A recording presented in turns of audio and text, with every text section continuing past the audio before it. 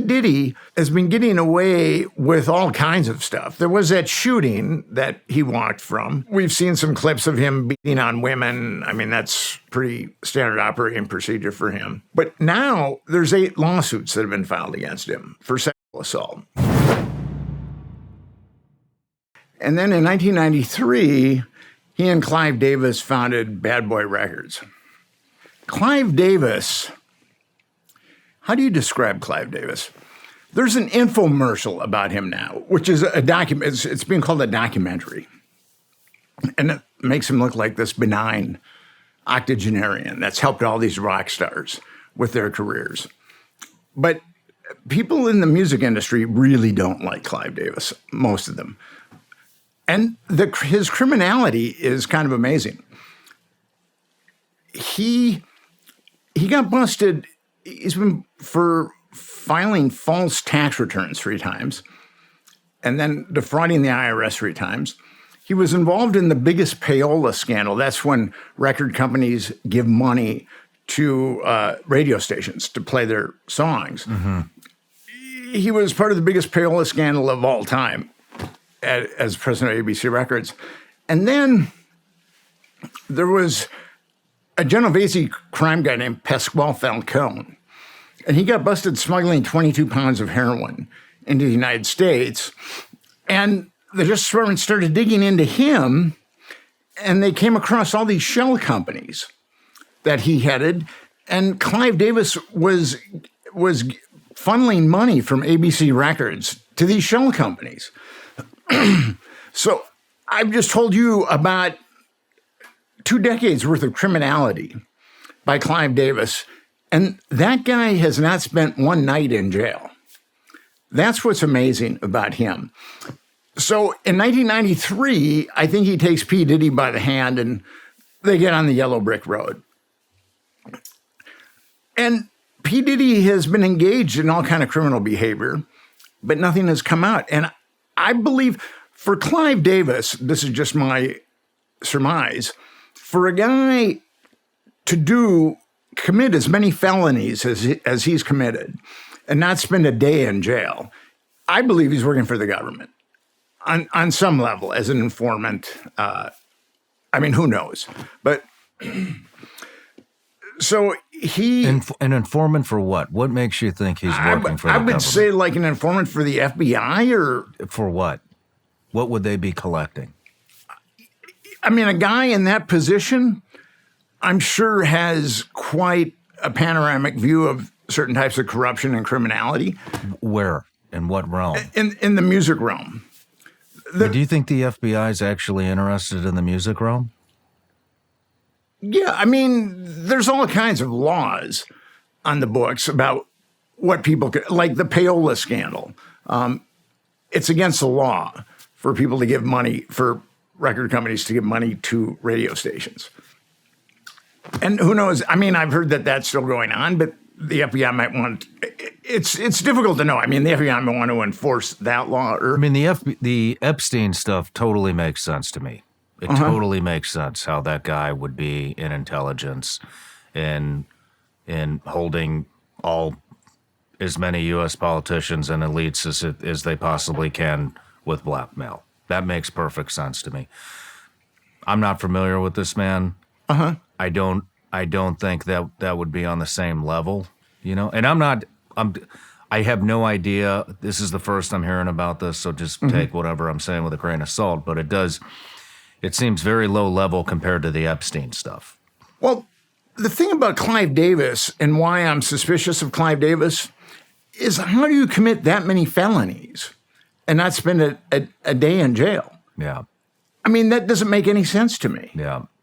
And then he gets busted committing felonies, and then he gets like the next great record executive job. And then he gets busted doing something else, and then he gets the next great record executive job. So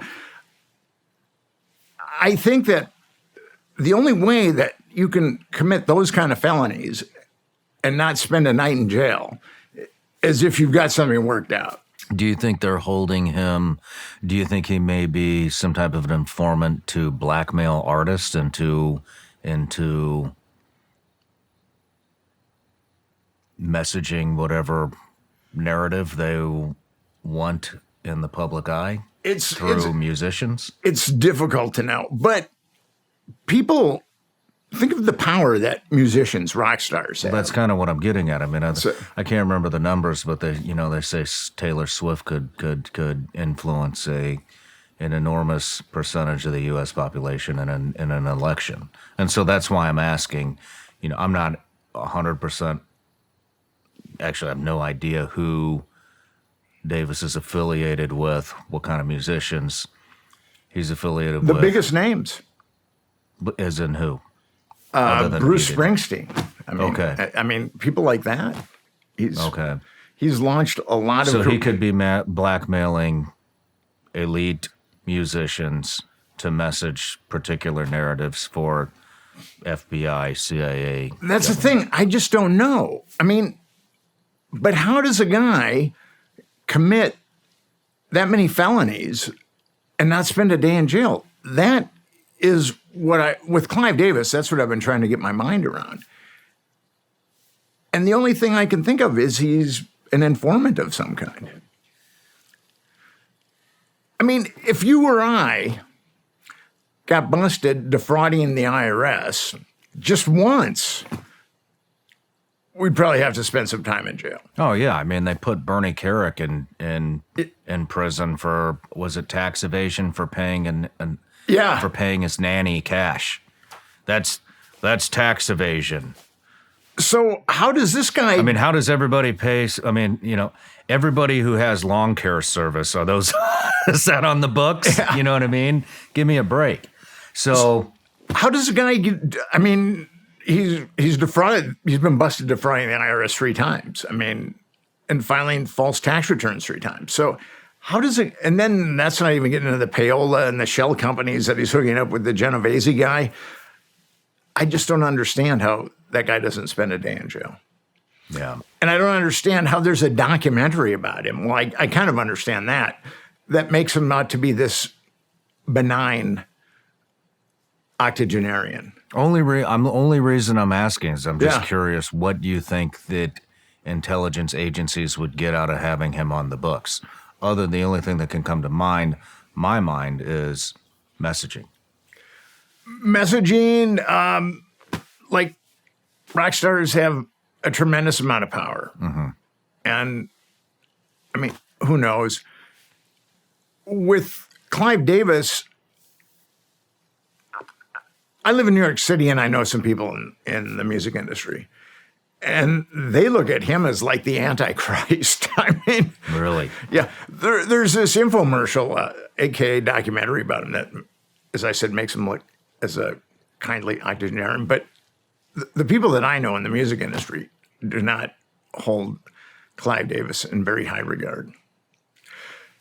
And in 1993, he hooks up with P. Diddy, and they launch Bad Boy Records, which becomes this unbelievable success. Now, P. Diddy has been getting away with all kinds of stuff. There was that shooting that he walked from.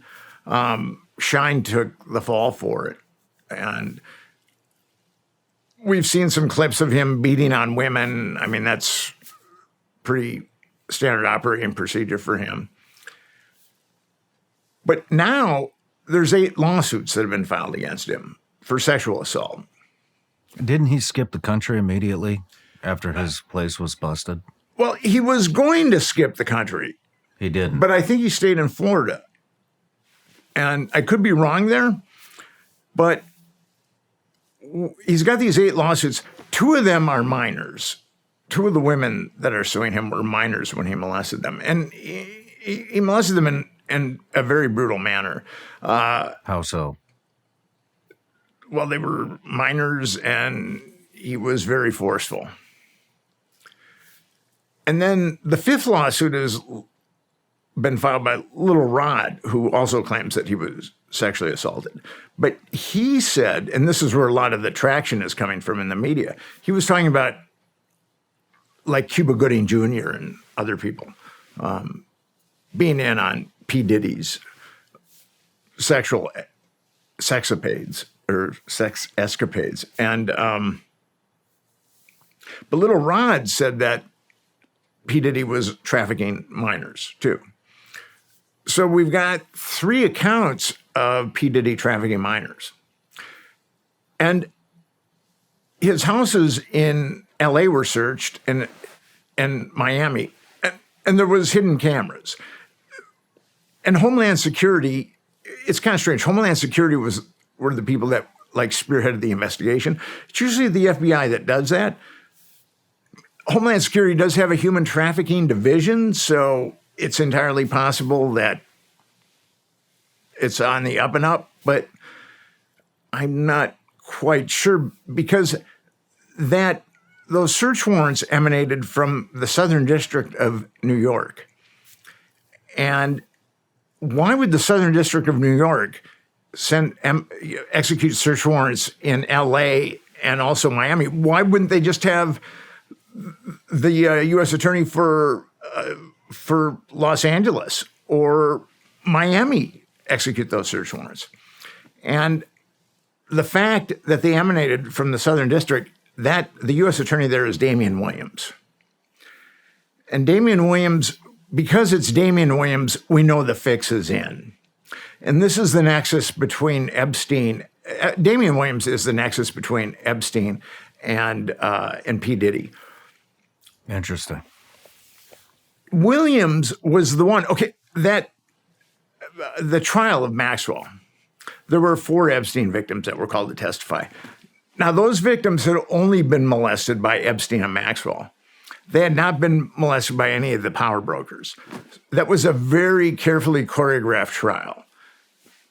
And I know a woman who covered that trial for a media outlet, and she agreed with me that it was very carefully choreographed. And Damian Williams oversaw that. He was a U.S. attorney that oversaw that trial. And he made sure that no one could be indicted other than Maxwell. And so now he's in charge of the P. Diddy investigation. Interesting. And he's ostensibly, there's a grand jury now that's been impaneled to look into the P. Diddy investigation. So with grand juries, a special prosecutor is chosen for a grand jury. And grand jurors are just people that have shown up for jury duty and have been called to a grand jury. So special prosecutors can really twist the opinions and minds of grand jurors because only the evidence that the special prosecutor wants shown and only the witnesses that the special prosecutor calls, that's the information that the grand jurors get. No matter where you're watching Shawn Ryan Show from, if you get anything out of this, please like, comment, subscribe, and most importantly, share this everywhere you possibly can. And if you're feeling extra generous, please leave us a review on Apple and Spotify podcasts.